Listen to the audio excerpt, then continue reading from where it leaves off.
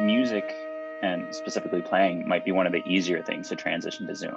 Is that a valid thought, or is that actually not accurate? I actually think there's a big potential misunderstanding happening in kind of a widespread way right now. Groups that appear to be using Zoom for live real-time collaboration, when in reality, what we're seeing is not a live collaboration of musicians at all, but a kind of recording process that we've been doing for a long time. We still haven't figured out a way to recreate the feeling of live collaboration in real time in the minute way that it's needed for music performance. You can reduce the latency, but you cannot eliminate it. And what are some of the solutions that you guys have come up with? So there are 8 composers who wrote brand new pieces for this project. So these pieces have all been written since March 15th. So 4 of the composers are faculty composers at CMU, and 4 are graduate students in the School of Music.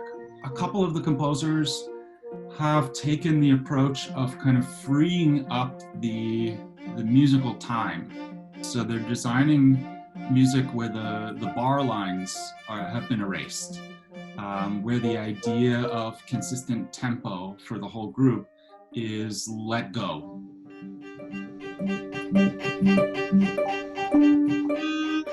So that this slight delay, rather than working against us, we're trying to embrace it in that case. Sounds kind of like it calls back to like jazz and improv. Absolutely. We're all looking for silver linings in this new situation. And I think there is a real opportunity here for musicians to work on a different kind of listening and improvisation, and making choices in the moment is not something that classical musicians normally get to work on. And I see this project as an opportunity for that, certainly. How have your students responded to this call for original composition? With incredible positivity. Really, within 24 hours of reaching out to these 8 composers, they all agreed. And it was kind of an impossible task I posed to them, which was, I need you to write a piece for a platform that nobody's ever used before for live performance, that at that point, none of them had ever used before. And by the way, I need this finished in 2 weeks.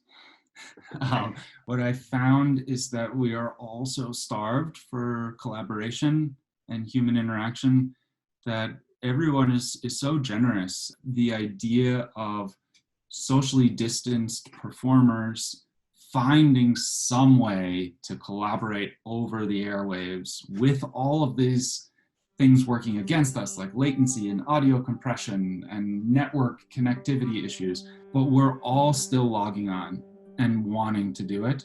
That in and of itself is a powerful message that is getting me through these days.